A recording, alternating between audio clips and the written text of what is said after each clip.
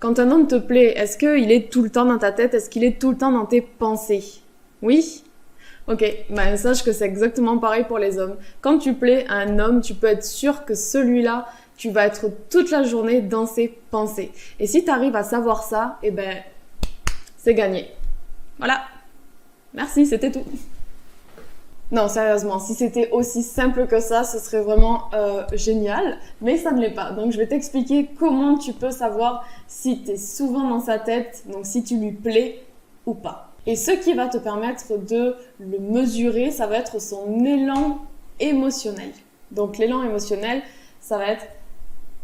Ce qu'il faut que tu saches, c'est que le cerveau des hommes, il est monté, il est câblé pour voir les autres hommes comme une menace. Et si lui te considère comme ayant une haute valeur pour lui, eh bien il va se dire que tous les autres hommes pensent ça et qu'ils vont tous te vouloir. Donc là, il va se mettre un petit peu en mode agressif pour défendre sa proie, quoi. Vis-à-vis de l'élan émotionnel, il y a 4 choses sur lesquelles on va pouvoir se baser. Le premier point sur lequel on va pouvoir se baser, ça va être la cohérence.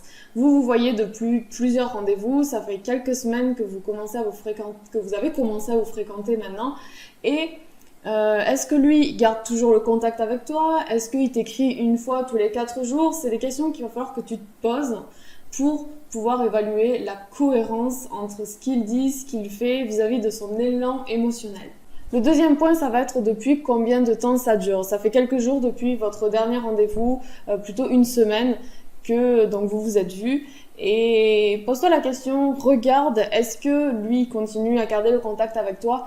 Ou est-ce que justement, à l'inverse, il te parle plus ou alors juste 2-3 bricoles une fois tous les 4 jours. Le troisième point, ça va être son degré d'initiative. C'est-à-dire que s'il vient vers toi 50% des fois où vous vous parlez ou plus, donc 50 à 100%, et bien là, tu peux être sûr que c'est positif par rapport à son élan émotionnel. Il a vraiment envie de venir vers toi. Tu lui manques quand vous ne vous voyez pas ou quand vous vous écrivez pas. Et le cinquième point sur lequel on va se baser, ça va être l'implication. C'est-à-dire, est-ce qu'il vous envoie juste, par exemple, tous les soirs bonne nuit ou tous les matins bonjour, un truc déjà tout fait, hyper simple, qui vous renvoie tous les jours presque machinalement. Ou alors, est-ce que il a trop hâte de sortir du travail pour vous téléphoner, il a trop hâte de venir à la sortie de la fac pour te parler, pour savoir qu'est-ce que tu as fait de ta journée, pour que vous rentriez ensemble, pour que vous discutiez de votre vie de dingue tous les deux. Ou alors il t'appelle le soir pour que tu lui racontes ta journée,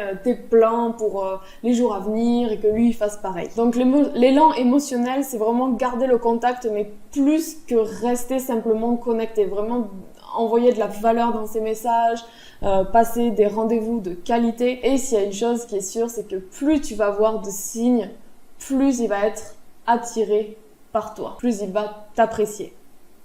J'espère que la vidéo t'a plu. Si c'est le cas, n'hésite pas à mettre un like, un pouce en l'air, à commenter, à t'abonner à la chaîne bien sûr et à activer les notifications pour pas louper les prochaines vidéos. Sur ce, je te dis passe une excellente journée. On se retrouve dans une prochaine vidéo. Ciao ciao.